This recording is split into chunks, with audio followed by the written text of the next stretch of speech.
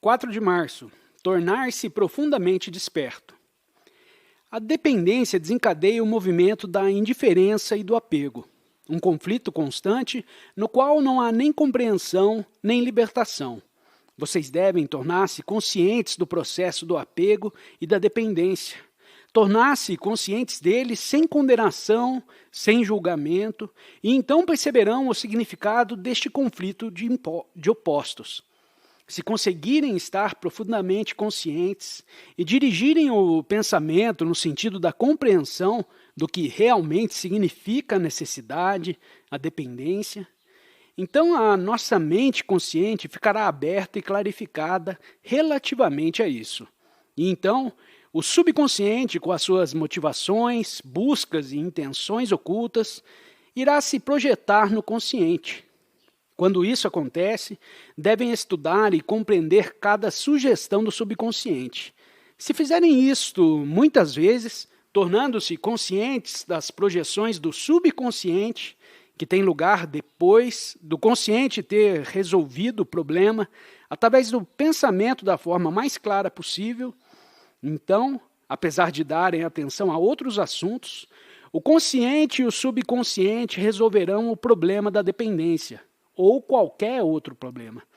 Assim, fica estabelecida uma atenção constante, que de forma paciente e suave, dará origem à integração. E se a vossa saúde e a vossa alimentação estiverem corretas, isso lhe trará, por sua vez, uma plenitude do ser.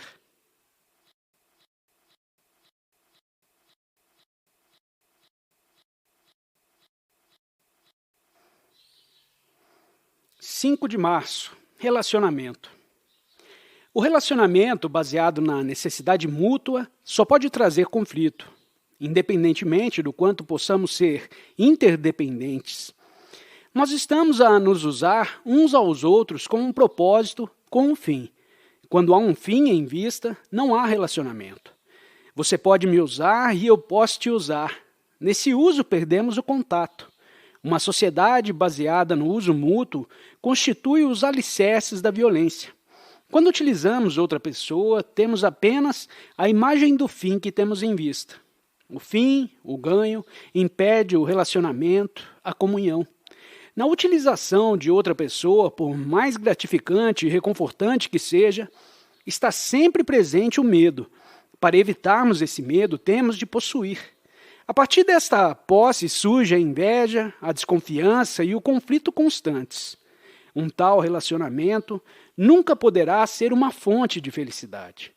Uma sociedade cuja estrutura se baseia na mera necessidade fisiológica ou psicológica tem forçosamente de alimentar o conflito, a confusão e a miséria. A sociedade é a projeção de nós mesmos no nosso relacionamento com o outro, no qual predominam a necessidade e a utilização.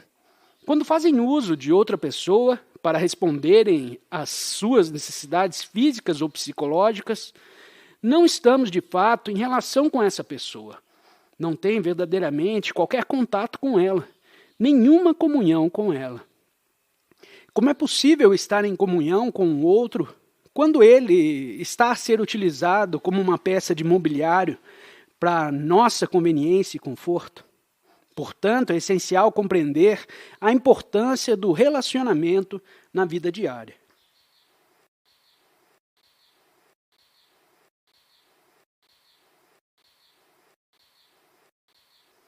(6 de março). O eu é a posse. A renúncia, o autossacrifício, não é um gesto de grandeza que deva ser elogiado e seguido.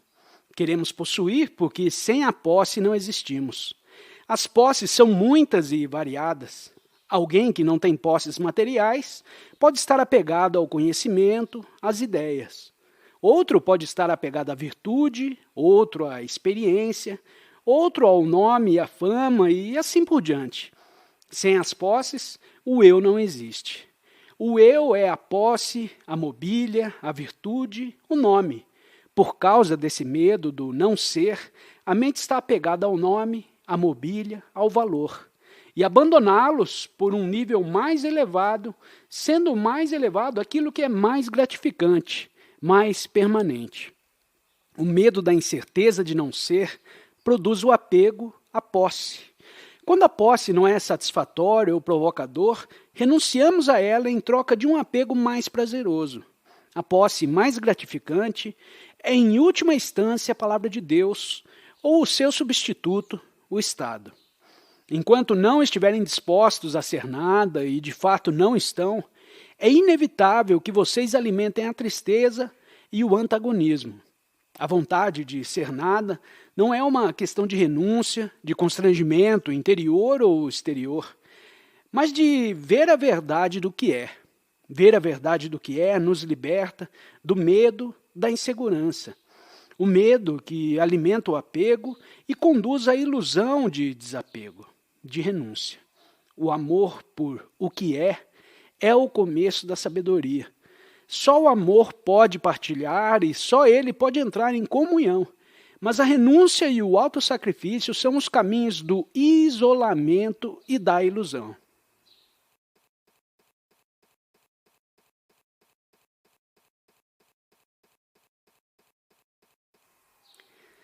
Sete de março. Explorar é ser explorado. Como a maioria de nós procura o poder sobre uma forma ou outra, é assim estabelecido o princípio da hierarquia, o novato e o iniciado, o aluno e o mestre. E até mesmo entre os mestres existem graus de crescimento espiritual. A maior parte de nós adora explorar e ser explorado. E o sistema em que vivemos nos oferece todos os meios para tal, estejam eles ocultos ou à vista. Explorar é ser explorado. O desejo de fazermos uso dos outros para as nossas necessidades psicológicas abre caminho à dependência. E quando dependemos, temos de agarrar, de possuir. E aquilo que possuímos nos possui. Sem dependência, sutil ou grosseira, sem possuirmos coisas, pessoas e ideias, ficamos vazios, nos tornamos algo sem importância. Queremos ser alguma coisa e, para evitarmos um medo corrosivo de não sermos nada, passamos a pertencer a esta ou aquela organização, a esta ou aquela ideologia, a esta igreja ou aquele templo. Portanto, somos explorados e, por nosso lado, também exploramos.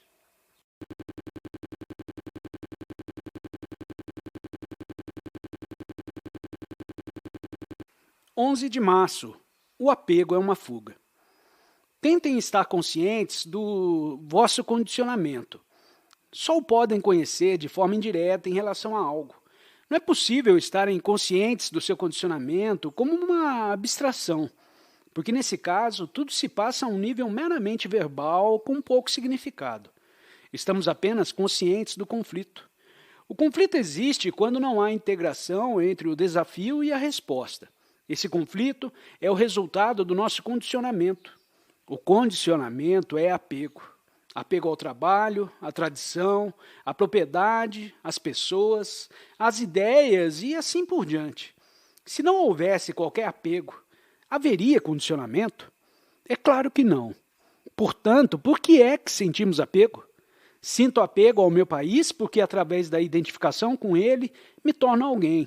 Me identifico com o meu trabalho e assim o trabalho se torna importante. Eu sou a minha família, a minha propriedade. Estou apegado a tudo isso. O objeto do meu apego me oferece o meio de fuga ao meu próprio vazio. O apego é uma fuga e é a fuga que fortalece o condicionamento.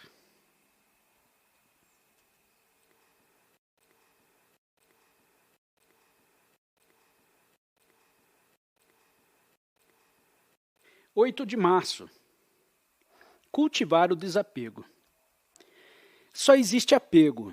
Não existe uma tal coisa que se possa chamar desapego. A mente inventa o desapego como reação à dor do apego.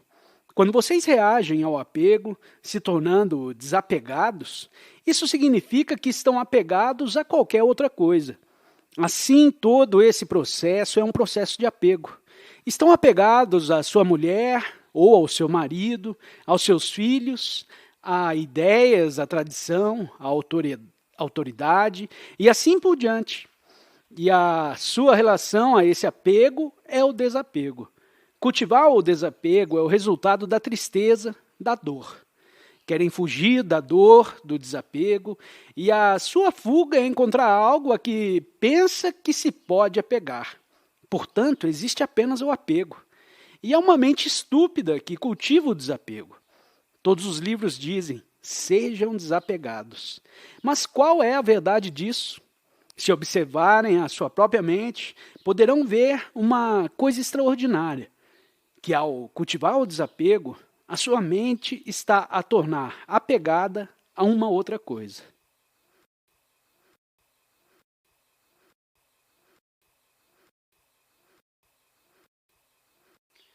Nove de março. O apego é autoilusão. Somos as coisas que possuímos. Somos aquilo a que estamos apegados. O apego não tem qualquer nobreza. O apego ao conhecimento não é em nada diferente de qualquer outra dependência gratificante. O apego é estar absorto sobre si mesmo, quer seja ao nível mais baixo ou mais elevado. O apego é autoilusão. É uma fuga ao vazio do eu.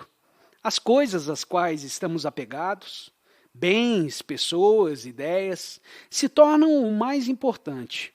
Pois sem as muitas coisas que preenchem o seu vazio, o eu não tem existência. E o medo de não existir, que dá origem à posse, e o medo alimenta a ilusão, a sujeição às conclusões. As conclusões materiais ou ideológicas impedem a fruição da inteligência, da liberdade, na qual é única e exclusividade nela. A realidade pode passar a existir, e sem esta liberdade, a astúcia é tomada por inteligência. Os caminhos da astúcia são sempre complexos e destrutivos.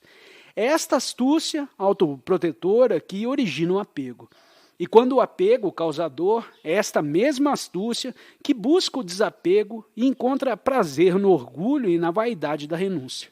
A compreensão dos caminhos da astúcia, dos caminhos do eu, é o princípio da inteligência.